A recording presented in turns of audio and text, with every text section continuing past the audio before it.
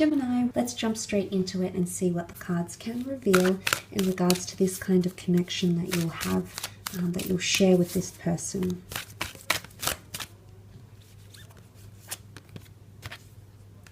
Okay, nothing has gone wrong. This is a powerful connection because we've got the yin and yang symbols here, which do translate into masculine and feminine. A very powerful union that has come together. Now, the words here, nothing has gone wrong here, shows that it will be a very resilient connection.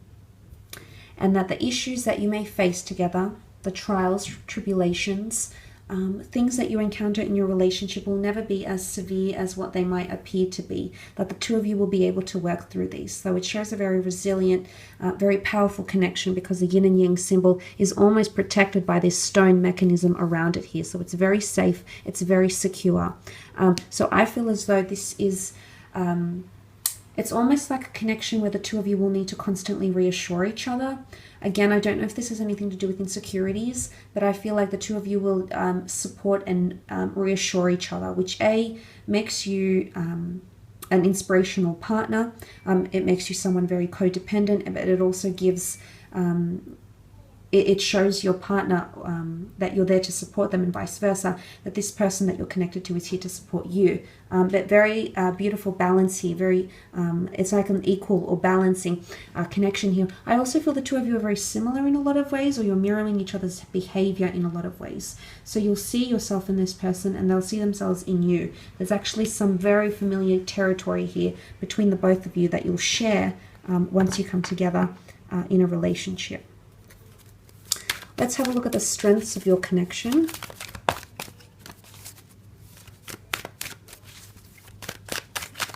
Gemini.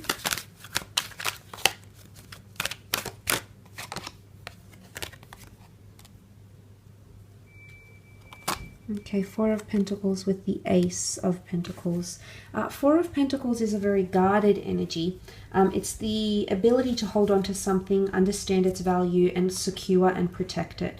So I'm seeing that the two of you will be very protective over each other and understand the value of each other and your relationship here. The Four of Wands is also privacy and intimacy. So I feel like this is a very intimate connection. One of your strengths will be to keep your relationship private and to keep things intimate between the two of you, but also things that are intimate and that do go on behind closed doors, not available or shown to the people around you. That will be one of your strong points. So it could also be like the two of you existing as a couple in a partnership, so attached to each other that almost nothing else outside of you exists. And this is a very rare connection to have, Gemini, when you feel this way towards someone and they likewise reciprocate those feelings. So I think it points to one of your strengths being your ability to grasp each other and hold on to each other tightly and commitment, because essentially the strength, where your strengths lie, is finding stability and commitment with each other. So I don't feel like that will be an issue for a lot of you. Again, this is a general reading. However, the Four of Pentacles is a very, very good sign. It points to your ability to protect each other and be very codependent on each other, but in a very individualistic way, I think, if that makes any sense at all. But very, very positive. Also, the Ace of Pentacles here, more stability, consistency, and steadfastness between the two of you. I do feel as though your strengths might be in creating a future together, because the Ace of Pentacles is the hand of God here, being held very, very delicately. So I feel as though this is whilst this is a very strong divine connection here, I feel like there's the possibility of you, as one of your strengths, the possibility of you moving on to the next stage of your relationship. So I feel one of your strengths will be achieving milestones in love and moving on to the next phases at a very good pace. So I don't feel like there's a lot of pressure. Nothing really is rushed too much. I sense that it's a very good pacing to have in your relationship when the two of you come together with that Ace of Pentacles energy, because this is the crossing the threshold and moving on to the next chapter, the next milestone. So this is really very powerful. If you're coming together or moving in together, creating assets together, building a home, building a family, building a life together, this will be one of your strong points, because you'll have the same goals, you have the same vision, okay? That's illuminated here. You've got the same long-term visions as each other, and this will be one of your focal points when you move into the next stages here. So there's a lot of compatibility between the both of you. Let's move on and have a look at your obstacles. What could potentially be obstacles for you, Gemini? Ace of Wands and the Nine of Swords. Ace of Wands, I love that you have two aces here, because I feel like you're both bringing a lot to the relationship here. But if the Ace of Wands is coming up, if we read it in a context of a challenge, the Ace of Wands could be not grasping opportunity when it's presented in front of you, not saying what you really feel, not doing what you would normally do, not going with your gut, not going with your spiritual side, or your, you know, that spiritual side of you that's telling you to do that. It's prompting you to do something, but you might hold back. And this, of course, could be applied to your partner as well. One of the challenges could be that you're not opportunistic enough, okay? You're not grasping opportunity when it's presented to you by the universe, the gods, the angels. Ace of Wands can also be movement or relocation. Someone might travel often.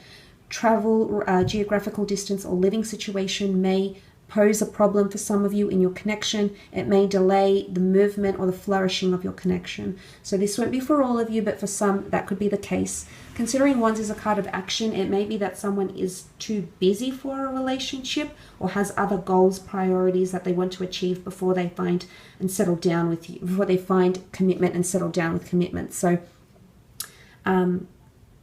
that could be a bit of an issue as well. It's either someone else's ambitions outside of a relationship is affecting the connection or the relationship directly with that Ace of Wands energy. But it's also passion and lust. So some might be very attractive or might be very attracted to a lot of different types.